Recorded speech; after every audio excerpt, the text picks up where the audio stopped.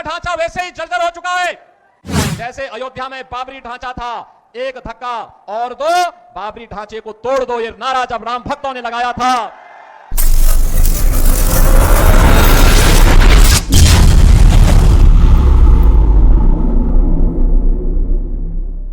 आज कांग्रेस का ढांचा वैसे ही जर्जर हो चुका है।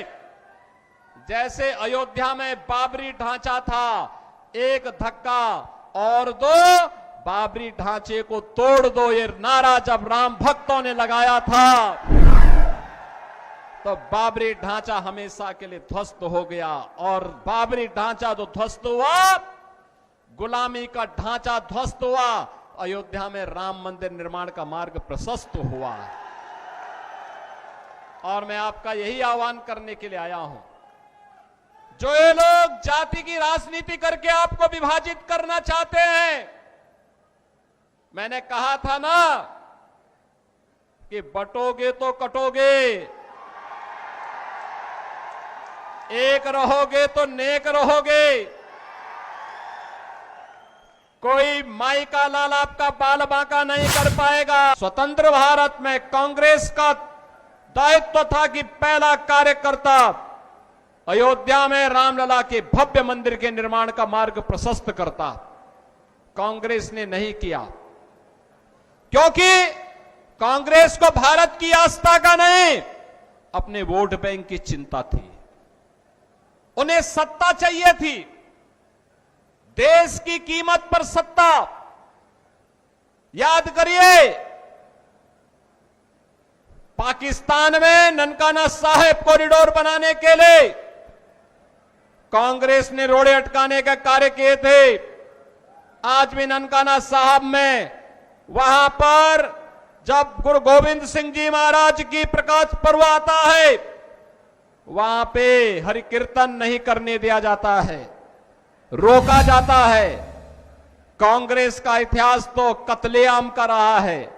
1984 में सिख बंधुओं के साथ क्या किया था, और अभी राहुल गांधी क्या बोल रहे थे विदेश में जाकर के, सिखों को गाली दे रहे थे, भारत का अपमान कर रहे थे, भारत के संवैधानिक संस्थाओं पर उंगली उठाने का कार्य कर रहे थे।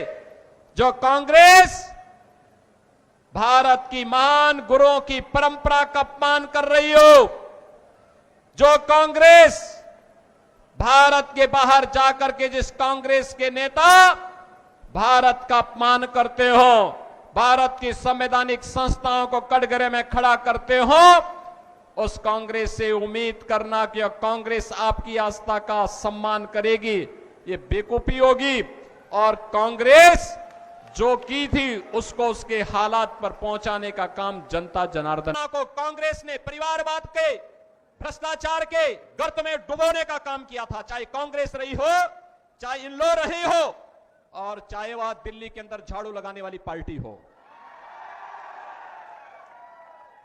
याद रखना, बहुजन समाज पार्टी के हाथी का पेट इतना बड़ा है, वो कभी भरता नहीं है, कभी नहीं भरने वाला है, वो वोट खराब हो जाएगा, याद रखना। और मैं यही कहने के लिए आज आपके पास आया हूं, बहन और भाइयों, कोई ऐसी गलती मत कर देना कि जो आपस में बंटे। याद रखना, बटे तो कटे, ये कभी नहीं होने देना है। और ये कांग्रेस का जो हाथ है ना, ये अभी हालात को और बिगाड़ने के लिए आया है। कांग्रेस का हाथ बिगाड़ेगा हालात, और विकास की जो रफ्तार है, नायब सिंह सैनी की सरकार को लाने के लिए आवश्यक है। यह नायब सिंह सैनी की सरकार इस विकास की रफ्तार को स्पीड अप करने के लिए सौभाग्यशाली है कि पिछले 10 वर्षों के अंदर हमने बदलते हुए भारत को देखा है। एक भारत श्रेष्ठ भारत के सपने को साकार होते हुए देखा है। 2014 के पहले का भारत, जहां गुंडागिर्दी थी, भ्रष्टाचार था, अराजकता थी, देश की आस्था के साथ खिलवाड़ होता था, सुरक्षा में सेंध लगती थी, और आज का नया भारत है भारत बिना किसी भेदभाव के योजनाओं का लाभ 140 करोड़ लोगों तक पहुंचाने के लिए जो कार्य प्रधानमंत्री मोदी जी के नेतृत्व में हुआ है, गांव, गरीब, किसान, नौजवान, महिलाएं, समाज के प्रत्येक तबके तक योजना का लाभ मिला है। बहनों और भाइयों, बेटी और बहनों के साथ कांग्रेस सरकार के समय क्या अत्याचार होता था, यह हरियाणा के सेक्स रेशियो से, लिंगानुपात से पता लगता है।